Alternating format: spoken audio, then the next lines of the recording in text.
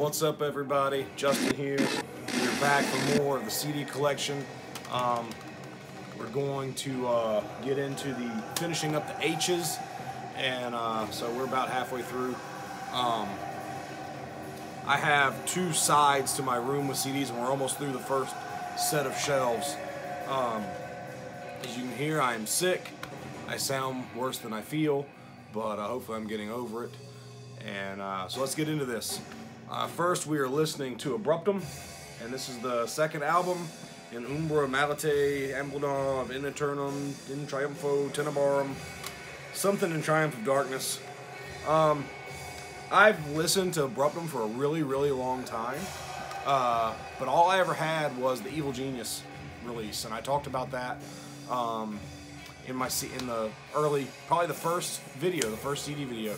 I'm not crazy about that material, but these re-releases of the first two albums came out a couple months ago, and there's nothing on the inside there. Very, very sparse packaging, but I think that kind of lends to the sound of Abruptum. I love this material in particular.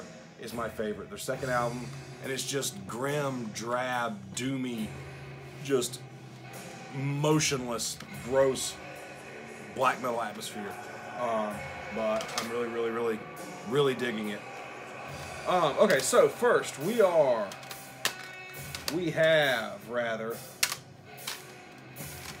I have 4 albums by Helcaraxa. So Helcaraxa is a death metal band from New Jersey. Their singer Jesse is a buddy of mine. I talked about them a little bit in the Father Befouled video I did several videos back. My band did a split with them almost 10 years ago now. 2009, I think is when it came out. And they are a thick, brooding, chunky, groovy death metal band. And they sing about, you know, medieval just violence and folklore and triumph and battles. But this record, Red Dragon, which is about, it's a narrative, it's a concept record about The Hobbit before the movies ever happened. It's got really fucking incredible fucking artwork. This CD just crushes from beginning to end. I cannot tell you how much I like this album. And I like all of their material, but I like Red Dragon. It just far and above everything else to me. And it's the #1 thing I go for the whole time. It plays out as one track. There's like, I don't know, 10 or 11, 12 songs on this, but they all go together, and it's one story and one thought, one feeling the whole way through. And if you're a fan of Tolkien and a fan of The Hobbit, it's so good, man. It reads so well, and the packaging and layout and presentation of this album are just fucking incredible. Triumph and Revenge is their first record. I think it's their first. I have to look it up. It's either, I think this is the first and Red Dragon was the second, but I may be wrong. This is the first one I got. And it also has just an incredible package. The person who does their design, who, if I remember correctly, he was in the band. Everything works so well. Admittedly, I have not listened to this record in a really long time because I reach for Red Dragon every time. I love that record. Broadsword is another full length with equally amazing fucking artwork and design and packaging. And I have not listened to this in a really long time either. I think I'm going to get on a Helcaraxa binge here soon. And then Children of Ig is a compilation of material, and it just, I cannot underestimate how incredible all their stuff looks. And this band does not, as far as I know, they're still around, they're still doing stuff. They do not get the recognition they deserve from the death metal scene. And considering how immensely popular kind of retro, you know, death metal is now, man, I would think that all these hardcore kids that are crazy about Bolt Thrower and Obituary would just go apeshit over a band like Helcaraxa. But I fucking love them.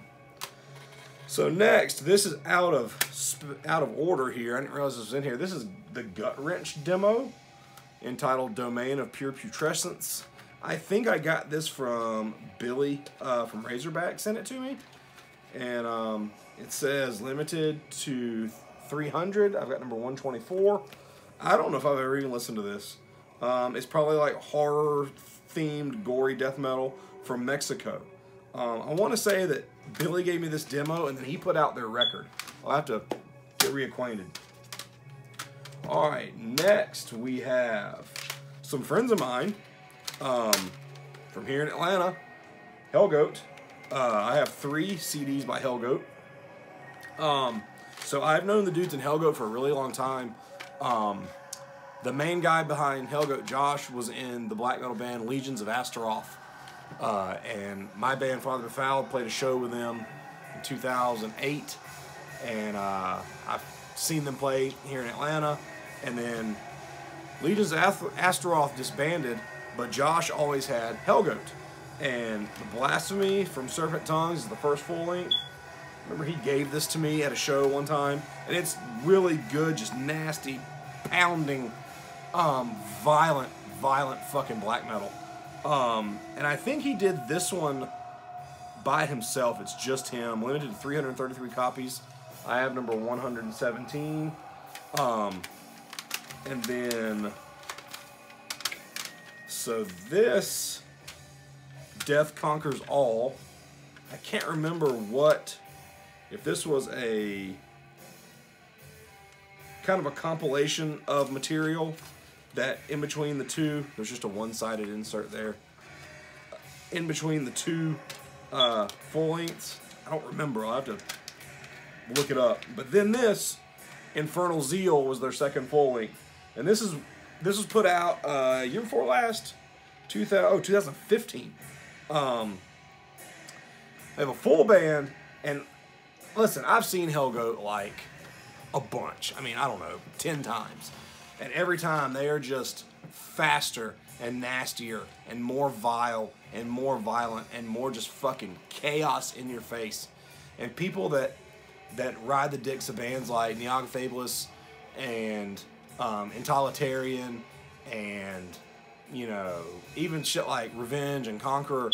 I mean, Hellgoat is right there with that sound, but they're not a war metal band. I mean, they're a black metal band. And it is just disgusting.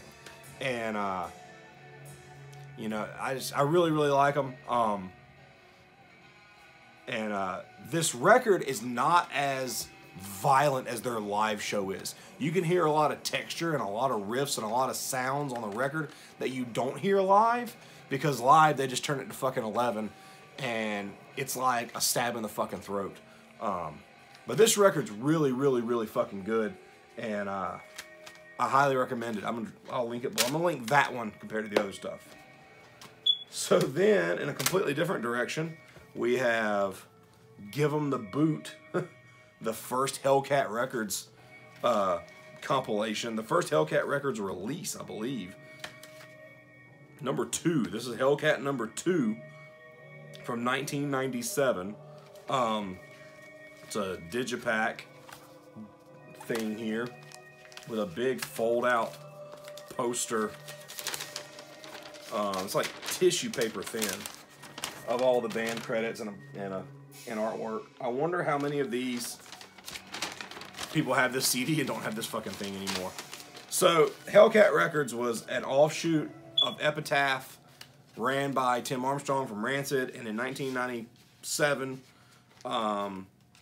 I really liked Rancid when I was a teenager. So when I found out he was doing a label, I bought this. And it was like $4 or something at the record store. But it's a bunch of trash. It's a bunch of ska and a bunch of just shit. And I think I listened to it one time.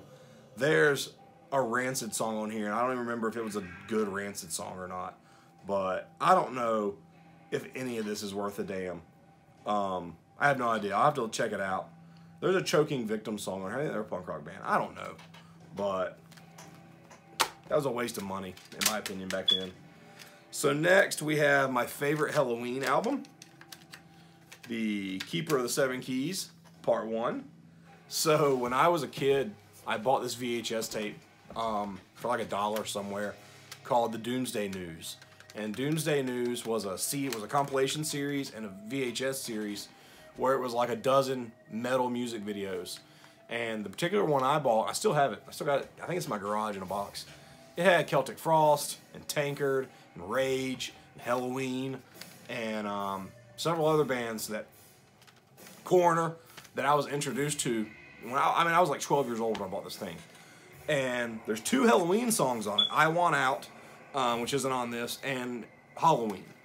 Kind of they're called Halloween, but the song's called Halloween. And it's just, Halloween is just quintessential fucking proto-power metal. Like, the originators of that shit. And this is the only thing I own on CD, and I bought it used. I mean, I was probably like 15 or 16 years old. I've had this thing forever, and it's beat to shit. But just super melodic, catchy, upbeat, uplifting power metal. There's lots of weird shit, like the song Future World, and I'm Alive. And then Halloween is fucking 14 minutes long, and it is just like a power metal clinic. And this is when Michael Kiske, this dude right here, was still singing, and he is like the #1 power metal vocalist in my book. But I have a lot of Halloween on vinyl. I have both Keeper 7 Keys. I have the first full length. I have several singles, like 12-inch singles. I have a live record. But I love early Halloween. Anything with Michael Kiske in it and before Michael Kiske. And after these, I fell off. But Halloween fucking rules. So then we have Hellspawn with Lords of Eternity. I had a comp. I still have got it. I saw it the other day. It's actually in that big box of shit that I went through that I want to say Pit Magazine put out in the 90s. And it had a song from Hellspawn on it. Hellspawn is from Australia. And the song, I want to say it was The Horrors of Drumalek was on there. And it's this really riffy, like, textured black metal song. And it had a lot of identity to it. I just fucking fell in love with it. It didn't sound particularly Australian. You know, it sounded more Midwestern, like it was a bunch of dudes from Indiana. But I ended up ordering this from some distro like years ago. It came out in 2001. But I have not listened to this in a long time, but I remember just being just so stoked on this. And I think it's the only thing they ever did. And Australia has such an incestuous metal scene. I'm sure that some of the dudes from this band are in something else. Of course, they all have black metal names, so I don't know who any of them are. So I love this. You've got Necroslayer on Vomits, Masochist on Chainsaws, Lord of the Deep on Cables, Tormentor on Undertones, and then Matt on Battery. So I guess Matt couldn't come up with an evil black metal name. But I like this, man. It's just good, just like, you know, standard satanic black metal type stuff. But I haven't listened to it in a long time. So speaking of Neocthablus, I have Helvatron's first album, Death Scroll of the Seven Hells and its Infernal Majesties. And I have the jewel case version and the Digipack version, and I don't know if there's any difference in them or not. I did not really get into Helvatron that much, and I think I picked both of these up through trades with Hell's Headbangers. I may have bought one of them and then I got the other one in the trade. I don't remember. But I really like Neocthablus. And Helvatron, I remember being a little, like, deathlier. Like, more of a death metal version of Neocthablus. But I may be completely fucking wrong. But I have not listened to this in a really long time. But this is kind of shit that I can put on and, like, background music, like Abruptum. It sets an atmosphere and kind of gets you in the zone a little bit. But I need to get reacquainted with them because I remember liking it a lot, but it's just not something I reach for all the time. So then we have Heresy with an I on the end, the black metal band. And that's a really, really sick Jeff Whitehead painting. This came out on Total Holocaust Records, and I bought it at Amoeba. for $4.99. If that'll focus, it won't. And someone else bought it at Aquarius for $14.99. And Aquarius is right down the street from Amoeba in San Francisco. But this is a really fucking killer black metal record. This is Psalm 2 in Fusco Ignis. And it's just like that kind of orthodox sounding, you know, pseudo-religious style black metal. And this came out way before that shit got popular. This is Total Holocaust 66. I want to say that this is at least like 14 years old or something. 2005, so 13 years old. It was recorded at Necromorbis, so you know what it sounds like. But I like this so much more than something like Watan or Deathspell or any of those bands. I like all those bands, but this shit is really, really, really fucking good. And if there's a shirt out there with that design on it, man, I would snatch it up so quick. So then we have Hexentons with Necrocraft. And I believe this is a Mark Riddick project. Oh, okay, this is Michael Ford from Black Funeral. Both the Riddick brothers, Mike and Mark, and a couple other people who I don't know who they are. And I believe that it is all like ritual sounding ambient deathly, you know, music. Came out on Agonia, which I did not realize. But Mark sent me this. I used to trade with Mark, and he's done artwork for me, and I've done graphic design on his behalf. And Daniel Desecrator did all this art, which looks fucking sick. I think that Daniel's art complements Mark's really well, and vice versa. So like Daniel did all the art for this, and Mark did all of the layout. But I have never listened to this. He sent me this with a bunch of stuff one day, and I don't think I've ever put it on. I'll have to put it on and listen to it. This might be good background music for a video. So I really like this kind of stuff, like when I'm working. Like I sat up here the last couple nights and worked on design projects for a long time with Abruptum playing, because it's something that I'm not going to like get caught in and be like, oh, listen to this riff. It's just like, it brings the mood down. So I really like it. All right, last but certainly not least, one of the most awesome bands of the last 10 years, High Spirits.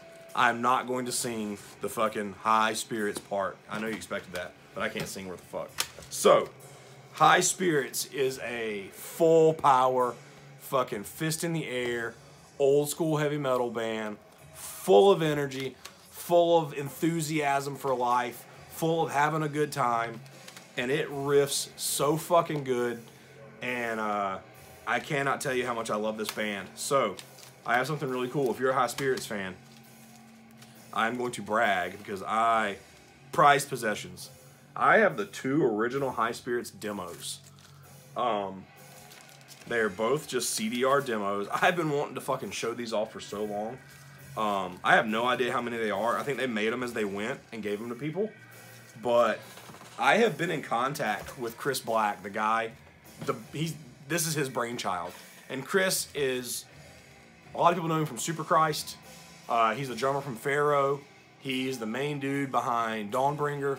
He's got his hand in a lot of different pots. But High Spirits has been his baby for the last several years. And probably about, what are these, 2009? Okay, they're both dated 2009. So in 2009, I paid Chris for a Pharaoh record. I bought a Pharaoh gatefold LP from him. And inside, when he mailed it to me, these fell out. And I said, oh, these must be some demo that he has his hand in. And I put them on, and the first one I listened to was that one with fucking Torture on it. And fucking Night After Night, Wanted Dead. Don't Look Down. God, so fucking good. Anyway. And immediately, like, I didn't even put the fucking Pharaoh record on, dude. I listened to these over and over and over and over. And they're just the catchiest, just driving, old school, like, it's not even old school heavy metal. It's like, it's hard rock. It's just high energy rock music.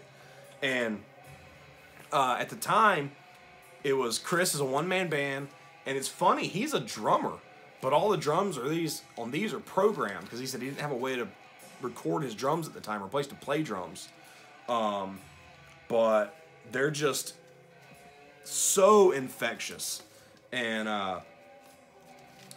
so then they get picked up by High Roller Records, and no, actually, they put out their full length on their own. This is Another Night, which was their debut full length, and it came shortly thereafter, 2011, so a couple years. And this was released by the band. It's just their own version. I'm sure this has been re-released a bunch, but I have an original copy. And this record, man, this is the soundtrack for you get off work on Friday night, you go home, you get ready, you get in the car, you're driving to the fucking club to go to a concert and have a good time, and this is what you put on to listen to on the way to the city. Another Night in the City. Another Night in the fucking City. That song right there is the goddamn anthem for going out and going to the fucking show. It's just, this record is incredible. God damn, it's good. And a good way for me to be a judge of this is my buddy Wayne, who plays in my bands. He's one of my best friends. He is the most just fucking obtuse music critic I've ever known in my life, and he loves this shit. And if Wayne likes it, you got a fucking winner, man. So then their second record I don't have on CD, I have on vinyl. I have all their shit on vinyl. I might have everything they've ever done on vinyl, including 7 inches and shit. So I don't have it, and then they put out an EP in 2013 called 2013 that I admittedly do not like that much. It's way more like ballady sounding, and it just doesn't work for me. But then there's a couple of songs from it that are on here that I love. So this is their most recent full-length, Motivator, and it came out in 2016, I think, maybe 17, 2016. High Roller Records number 500. So, and just, it's more the same, man. It's just glorious, glorious fucking hard rock music. And the opening track intro there, Up and Overture. What a great fucking name, man. What a great name. But I cannot tell you how much I love this fucking band. I mean, Flying High, Reach for the Glory, Down the Endless Road, Take Me Home. It's all about touring. It's all about being on the road. I mean, hence the plane. And I told Chris, I interviewed Chris for Sun Magazine, and he was gracious enough to tell me that it was a good interview. It was not the same old fucking questions over and over again. But the next to last song on this, Nights in Black, gives me the same feeling that Electric Eye, that the Hellion gives me when the Hellion starts up and builds up and climaxes when Electric Eye comes in off of Screaming for Vengeance, man. That's the way Nights in Black feels. So Another Night in the City is when you're going to town. And I can relate because I live in the suburbs. I have to drive 45 minutes to Atlanta to go to a concert. It's like that movie Rockstar, where Mark Wahlberg, he's gotten off work and they drive in, they're going to fucking tailgate and party in front of the Superdome before they see Steel Dragon. And he gets in an argument with old boy. But that's what Another Night in the City feels like. And then when it's like 2 o'clock in the morning and you've been drinking all night and you've gone to cookout and you stuffed a couple chili dogs in your stomach and you got to drive the fucking 45 minutes home and you're half dead, that's fucking Nights in Black, man. That's when the fucking lights go down and it's time to fucking, fade out. God damn, I love this record so much. I've seen them a few times now. Chris is always super, super gracious and really, really nice. And, I mean, I've been talking to him online for years, but he's always like, he seems stoked to see you when you come up and say, hey. But I love that band so much, man. And every time I can't wait for them to put out something new. But they're just awesome. So I'll link it below. I'm going to link Another Night in the City. If you have not heard High Spirits, that's what I want you to listen to and see what you think. And let's talk about some of this other stuff, man. Jesse, I know you're down there in the comments. You comment on my shit all the time. Tell me what I got wrong about your band. But I love that album, man. I love Red Dragon so much. So let's talk about this stuff, and I'll talk to you guys later.